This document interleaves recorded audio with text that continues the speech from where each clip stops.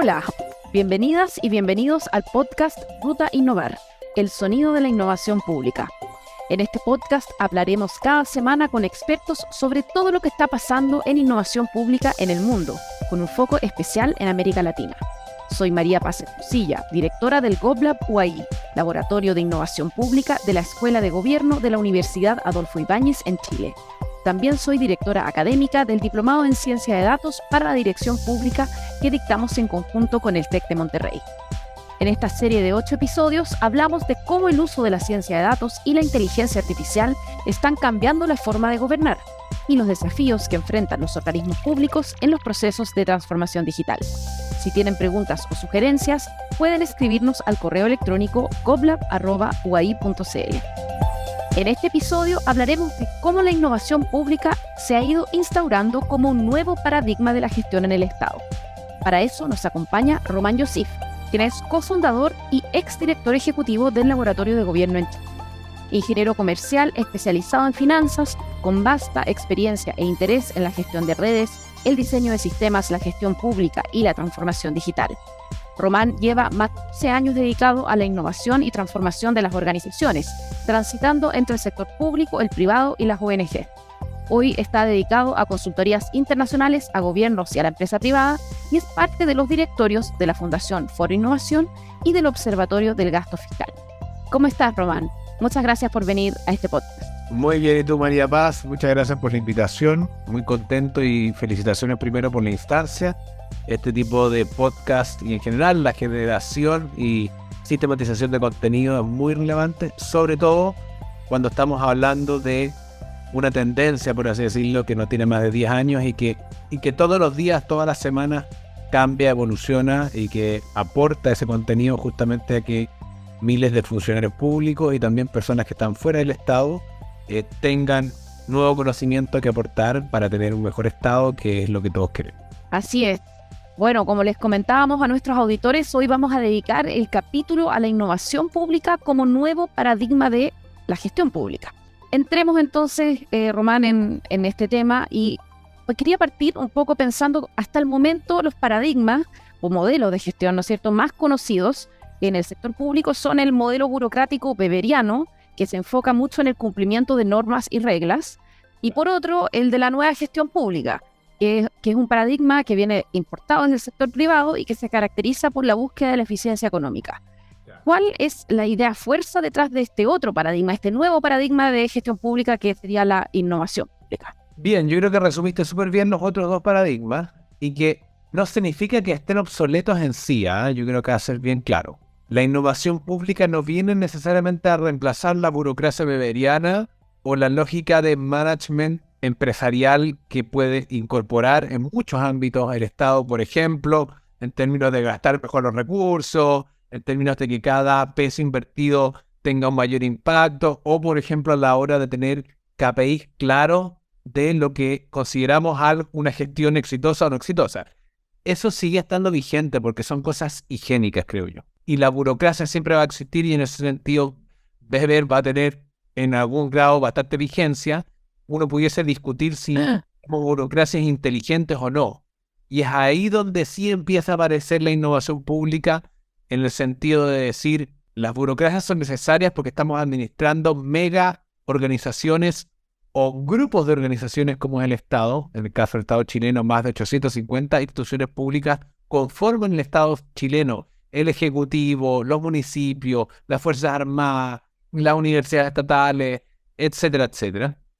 Y los otros poderes del Estado, por supuesto. Y en ese sentido, lo que viene a aportar la innovación pública son al menos 4 cosas. Lo primero, a no olvidarnos para qué trabaja. Y es a instalar una lógica y un paradigma usuario-céntrico y ciudadano-céntrico en todo el quehacer de la administración estatal. Desde cuando generamos un nuevo beneficio, como puede ser la PGU, ¿cómo hacemos para que la PGU sea de fácil acceso?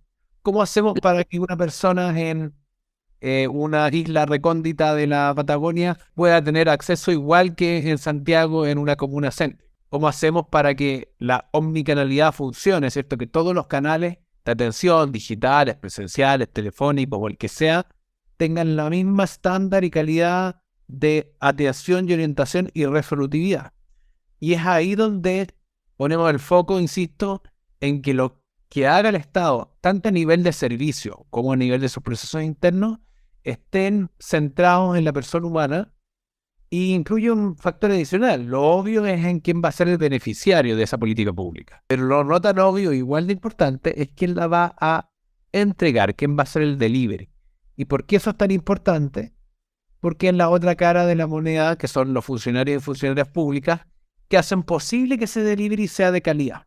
Y cuando uno pone esa lógica usuario-céntrica en ambos lados de la moneda, tanto en quien recibe como quien entrega, el servicio termina siendo de mejor calidad y normalmente más simple y no puesto el foco solo en el procedimiento como sería en el extremo beberiano del enfoque de gestión. Ese enfoque usuario céntrico es muy importante y bueno, yo sé que me vas a comentar de los otros tres, porque me dijiste que eran cuatro cosas, pero solo quería mirar críticamente un tema que salió de la Secretaría General Iberoamericana. Yo no sé si viste hace poco que ellos publicaron un documento sobre las 5 prioridades de la innovación pública, esto en el marco de la creación de una agenda iberoamericana. La verdad es que aquí los conceptos se han ido manoseando bastante. Para ser bien franco, yo como no soy académico, no me importa tanto, la verdad, si el concepto es innovación pública, si es innovación ciudadana, innovación social, algunos lo llaman innovación social en el Estado. Lo importante al final es que genera algún cambio y que ese cambio sea positivo para las personas. Lo que quería decir y comentar es que ellos publican hace bien poco este documento de prioridades, 5 prioridades de innovación pública, y que tienen, me imagino, algunos componentes de lo que nos vas a contar: incentivar la colaboración institucional, promover la apertura al cambio, motivar a los servidores públicos, impulsar la experimentación y agilizar los procedimientos burocráticos. Son 5. Y en esos 5 no está nada de usuario céntrico. Fija, entonces está saliendo, porque lo estaba mirando, y en realidad tenemos una agenda que está saliendo de prioridades para la innovación pública que va a ser impulsada a nivel de jefes de Estado. ¿Y dónde está el usuario ahí? Igual creo que es una ausencia importante. Esos énfasis, más que principio, yo creo que tienen que ver con orientaciones metodológicas, como es, por ejemplo, la experimentación, que es el cómo yo voy a lograr, por ejemplo, tener servicios más innovadores y más usuario-céntricos. Y acá hay una gran diferencia, del menos lo que yo siempre he entendido de la relevancia de la innovación. La innovación es un medio, no es un fin. Y en general, y todas las agencias de innovación pública, sean laboratorios o no, que han cometido el grave error de poner el foco en la innovación como un fin en sí mismo y como una moda, han terminado o muriendo o irrelevantes. Y que es, creo, el gran diferenciador que ha tenido Chile con su laboratorio de gobierno a nivel nacional, que es que su evolución de su modelo de negocio, su evolución de su posicionamiento dentro del mapa institucional del Estado y su evolución también en su capacidad de tener implementación concreta, te habla de que en el fondo es una institución viva que probablemente siga evolucionando, esperamos, en el tiempo, de Estado que trasciende los gobiernos y que pone el foco en generar cambios concretos y en el proceso generar nuevas capacidades que permitan el día de mañana nuevos cambios. O sea, es masticar chicle y caminar a la vez. Es tener implementación y tener desarrollo de capacidades a la vez. Usuario-céntrico es el primer elemento que hace diferenciador el enfoque de gestión. Porque uno pudiese tener un enfoque de gestión solamente, por ejemplo, de rentabilidad. Y si yo estoy manejando un restaurante, puedo tener el enfoque de, ok, ¿cuál es mi última línea? Mejoró de un 15 a un 20%, bien, estoy contento. Normalmente, los servicios, como puede ser un restaurante, si es que tienen más rentabilidad porque están teniendo más público, y si tienen más público porque algo estarán haciendo bien respecto al usuario. Pero en el Estado es distinto, porque el Estado, como no se mide en términos de rentabilidad y tiene algo que es muy, a mi gusto, sui generis, que me pasó cuando me cambié del mundo startup bruscamente al mundo estatal, y me dijeron por primera vez en 2014, usted tiene un presupuesto de 3.300 millones de pesos que gastarse el próximo año, y si no se gasta el 99,8% del presupuesto, lo vamos a castigar. Y yo salí de esa reunión entre fascinado que tenía 5 o 6 millones de dólares de presupuesto para hacer miles de cosas, porque es mucha plata. Alguien en el Estado te va a decir, no, pero eso es un programa presupuestario muy chiquitito. Bueno, todo depende de la perspectiva. Para mí era muchísima plata que venía de una startup que apenas teníamos para terminar a fin de mes. Pero lo que era loquísimo era que te ponían el foco y gastaste la plata. Da lo mismo cómo, en qué y con qué impacto. Cosa que no hemos, de hecho, solucionado en Chile. Y podría ser una mega innovación institucional. Entonces, un segundo elemento que tiene que ver con eso, con que el Estado no tiene el foco en la rentabilidad, acá sí tiene que estar un enfoque que es distinto, que es en la generación de mayor confianza, generación de capital social, y que es probablemente una de las crisis más profundas que tiene hoy la democracia en el mundo. Esto no es un tema en Chile. Claro, en Chile lo podemos ver correlato al estallido social, al proceso constitucional. Ahora el tema de la seguridad ciudadana, la seguridad pública, que está desbordada, pero al final del día tiene que ver con que las instituciones puedan hacer bien su labor. Y para que puedan hacer bien su labor tienen que actualizarse. Y actualizarse es innovar. Y para poder innovar necesitan nuevas capacidades. Ese segundo enfoque de poner el énfasis en generar confianza, te ordena todo para atrás. Respecto a que para generar confianza tú requieres mejor calidad de servicio. Para generar mejor calidad de servicio tú requieres procesos más simples, tecnología, gestión estratégica de los datos, una renovación probablemente de tus equipos, o al menos de las capacidades de tus equipos si no quieres cambiarlo. Tienes que invertir en tus equipos, que es algo que se hace muy poco en el Estado, y así hacia atrás. Entonces hay un enfoque de usuario céntrico, luego con un foco en mejorar la confianza ciudadana en las instituciones, que revitaliza la democracia, y que la necesitamos, nos guste o no, porque no hemos inventado un sistema más mejor, como se dice, a nivel digamos, de sociedades occidentales al menos. En un tercer lugar está justamente un cambio que tiene que ver con pasar de el paradigma y el checklist tan obvio que es para DIPRES, por ejemplo, para la Dirección de Presupuestos del Ministerio de Hacienda, y pasa mucho en todos los ministerios de Hacienda, que es, ¿cuántos bonos entregué? ¿O cuántas hospitalizaciones se desarrollaron? ¿O cuánta gente saqué de la lista de espera? Que está bien, obviamente, que es como la cantidad de productos o subproductos que entregué como Estado, versus si realmente hubo satisfacción del usuario o no. O si realmente, y eso está correlacionado, resolví un problema. Y ahí el enfoque de innovación es muy importante, porque muchas veces, y esto nos pasó muchos años en el laboratorio, se acercan directivos públicos, se acercan equipos funcionarios muy motivados con: quiero desarrollar una app y tengo tal presupuesto, pero me falta tanta plata, entonces voy a ir a la DIPRES para pedirle más plata. Está todo bien en principio, digamos. Por lo menos ahí hay una motivación de querer hacer algo, eso ya es valioso. Muy necesario. Muy necesario. A veces el status quo es mucho más generalizado, pero hay muchos funcionarios públicos y muchos directivos públicos que tienen ganas de hacer las cosas mejor. El problema es que caen en el cosismo de decir: ya, quiero mi app y voy a gastar tanta plata en esta app, sin saber ni siquiera si va ese aplicativo móvil o lo que sea, o esa incorporación de tecnología, va a resolver un problema o no.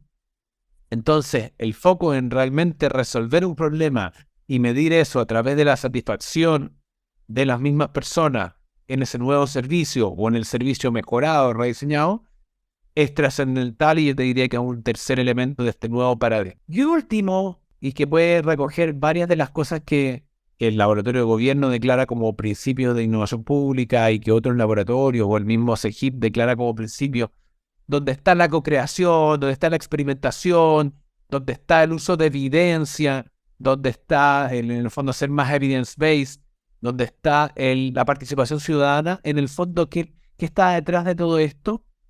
Tener un Estado más permeable a la hora de tomar decisiones, y que esas decisiones sean más inteligentes, en una manera comprensiva de la palabra, tomando lo mejor de la inteligencia de las universidades, de lo que puedan aportar una startup, de lo que nos digan los ciudadanos a través de los datos, por ejemplo, transaccionales. No sé, si por ejemplo uno arregla una calle, y esto puede ser para un municipio, y la deja súper linda, como pasó hace algunos años, de hecho creo que en la administración de la Carola Toá en Santiago, arreglaron mucho las veredas del sector del Persa, de Franklin. Pusieron luminarias súper bien, quedó impecable, de mejor estándar. ¿Qué pasó? Sea al día siguiente, pero al poco rato se instalaron todos los ambulantes, porque estaba tan bien, y el mobiliario estaba todo perfecto hecho, para que los ambulantes hasta el día de hoy repitan todas esas calles. Y ahí probablemente faltó co-creación, faltó data,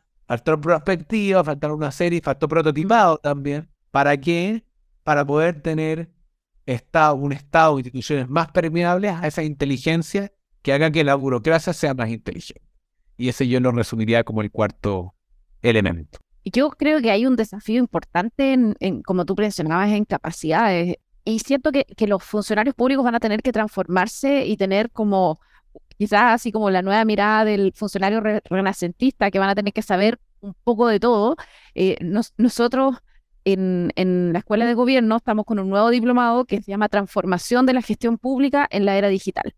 No transformación digital, sino transformación de la gestión pública en la era digital, que tiene distintas metodologías, pero un módulo en específico se llama trabajar de manera abierta. ¿Cómo le enseñamos a los funcionarios a colaborar, a incorporar la perspectiva externa en los procesos, como tú decías, como de manera habitual, como un paradigma de gestión? Me gustaría que nos pudieras dar algunos ejemplos bien concretos de este nuevo paradigma de gestión, pero donde puedas abordar este tema, si es que alguno tiene respecto a esto, de las capacidades para colaborar, porque en el fondo el Estado, como lo natural es como estar entre las cuatro paredes del Estado, incluso de mi división, ni siquiera de mi servicio, ¿no es cierto? Sino en la lógica silo, es una lógica muy...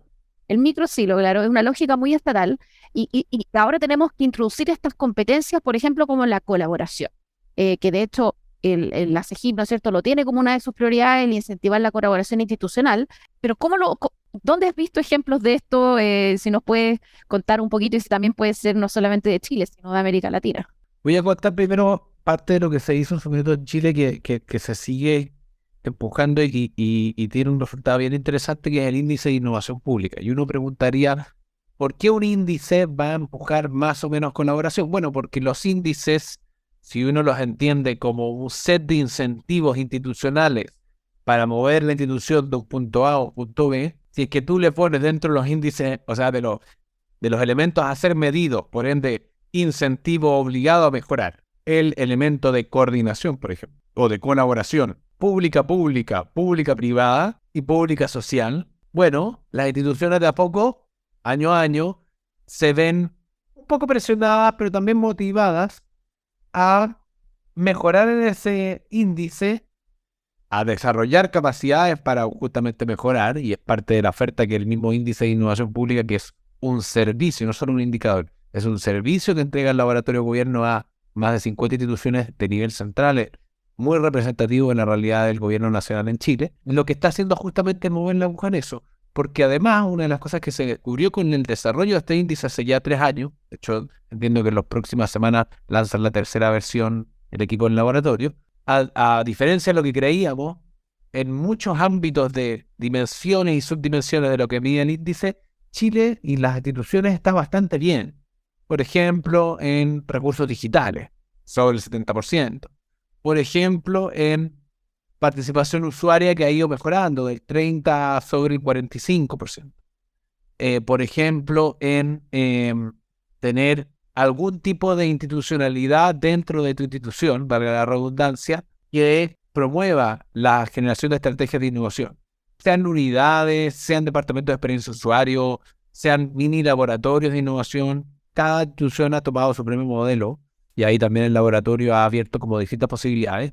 Pero lo que está más atrás y que está alrededor del 20 y tanto por ciento de 0 a 100, digamos, de avance, es la dimensión de coordinación pública-pública.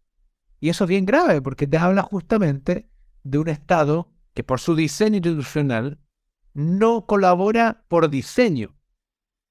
Entonces, cuando tú no tienes una no colaboración por diseño, incluso más allá que hayan buenas voluntades, imaginemos en el mundo ideal que todos los directores de servicios son del mismo partido y son todos amigos, cosa que no ocurre, menos en una coaliciones de muchos partidos y menos en gobiernos o coaliciones. Pero más allá, digamos, en el mundo ideal, que todos son del partido X y son todos amigos y fueron todas a la universidad juntos, aún así, por decir algo absurdo, no va a ocurrir esa colaboración porque por diseño el Estado está diseñado para no colaborar y jurídicamente está diseñado para no hacer. Entonces lo que hace este índice es torcer un poquito ese diseño, y digo un poquito porque es algo bien estructural, y hacer que a través de la voluntad de equipos y de directivos se vayan construyendo puentes de datos, puentes de coordinación de servicios, para eliminar un trámite, por ejemplo, como el que se hizo en su minuto entre el Registro Civil y FONASA, que es una idea de un funcionario en un proceso de innovación, que luego fue prototipado e implementado a gran escala, se dijo algo tan simple como hoy nací, soy FONASA. ¿Qué significa eso? Que el registro civil le entregue en tiempo real los datos de todos los recién nacidos y sus padres, por supuesto, a FONASA y le diga, acá hay un recién nacido que es hijo o hija de un padre o madre de FONASA, por ende usted, señor FONASA, inmediatamente me lo asegura. No se demora ni siquiera un segundo. se autoasegura y se elimina el trámite de la carga y de todo eso que era más ansiedad presencial y que tienes que hacer nuevamente el compra huevo y ahí volvemos a un estado que no es usuario céntrico y que además es poco empático. ¿Por qué? Porque le hace a la familia hacer un trámite en un momento que debiesen estar dedicados solamente al recién nacido. Y es un ejemplo justamente de la relevancia de esa coordinación y de la colaboración. En otros países, por ejemplo, se han instruido normativas o instructivos, ya sea presidenciales o ministeriales, para la innovación pública. Y dentro de eso, uno de los elementos principales es justamente la colaboración. En Colombia, por ejemplo, dentro de lo que es la Agencia Nacional de Planificación, que en Chile hoy ya no la tenemos. En Chile originalmente el Mideplan hacía esto, pero hoy el Ministerio de Planificación evolucionó a un Ministerio de Desarrollo Social que tiene cosas de planificación, pero exclusivamente para el desarrollo social. De hecho, estamos quizás medio cojos, y eso lo conversaba el otro día en un encuentro que estuve en la CEPAL con puros ministerios de planificación, donde se estaba hablando del rol de los ministerios de planificación en la innovación pública. Y alguien podría decir, ¿pero qué tiene que ver? Eso es muy rígido. En general los ministerios de planificación como que ven cosas muy lineales. No, pues obviamente la innovación pública también se planifica. Y obviamente si tú quieres tener un nivel de desarrollo de capacidades, que es lo que tú me preguntabas, bueno, tiene que haber algún ente, en este caso un ministerio de planificación si no tiene, que esté empujando ese desarrollo de capacidades en largo plazo. Y en el caso de Colombia, la Dirección Nacional de Planificación, es la que está empujando la política nacional de innovación pública y que dentro de sus componentes justamente tienen la obligación o el incentivo a que las instituciones colaboren. Pero la manera más concreta de hacerlo, creo yo, es, y desde la experiencia también chilena, pero de otros países, insisto, la generación de índices o indicadores o de métricas que de alguna manera te incentiven o te premien la colaboración. En segundo lugar, la generación de redes, que ya no es institucional. Lo primero es muy institucional, la medición. Porque no estáis midiendo a Juanito que trabaja en el IPS, estáis midiendo al IPS. Pero las redes de colaboración ya invitan a Juanito o Juanita, donde ya es él el protagonista, no la institución. Y él voluntariamente se suma a una hackathon de Data Analytics o al desarrollo de una guía de ciencia de datos como la que hicieron ustedes con el mismo laboratorio de gobierno, qué sé yo, cualquier iniciativa que lo que único que busca es que tú canalices tu motivación en el desarrollo de capacidades propias, ya no institucionales, personales, en diseño de servicios, en ciencia de datos, en ciencia de comportamiento, lo que sea, que sean obviamente temáticas y disciplinas o ámbitos del conocimiento que sean útiles para la gestión pública del siglo XXI. Eso último te va generando una base de changemakers y una masa crítica, con la cual después tú tienes que ir transformando o convirtiendo a esta nueva práctica al resto de la administración. No te sirve solo quedarte con esa capa inicial que son los innovadores públicos, digamos. Y luego de eso, quizá una de las cosas que todavía ha faltado más, y el otro día lo discutíamos con la gente de Uruguay, ellos están también empujando una agenda de innovación pública, pero lo hacen a través, mira la diferencia, obviamente desde dónde lo hace implica mucho, lo hacen a través de la ANI, de la Agencia Nacional de Investigación, como que lo firmamos acá en Chile a través desde la NID. Sí.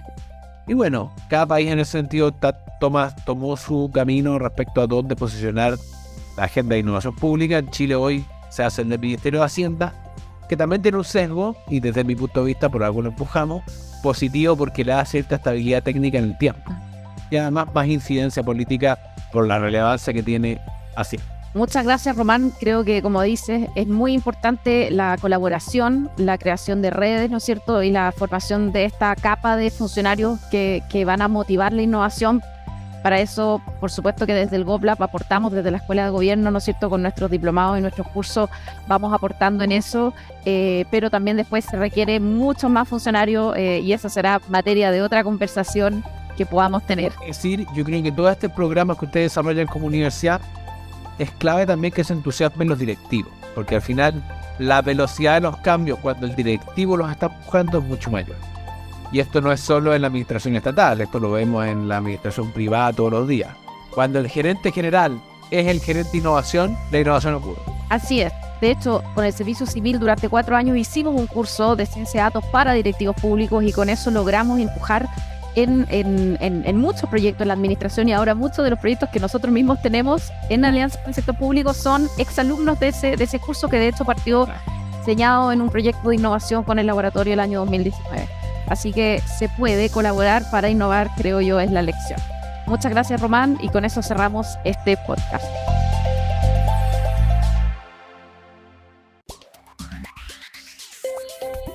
El podcast Ruta Innovar es el sonido de la innovación pública. Es presentado por el GovLab de la Escuela de Gobierno de la Universidad Adolfo Ibáñez. No dejes de escuchar nuestros próximos capítulos para enterarte más sobre innovación pública. Si tienes dudas o comentarios, escríbenos a través de nuestras redes sociales o a nuestro correo govlab@uai.cl.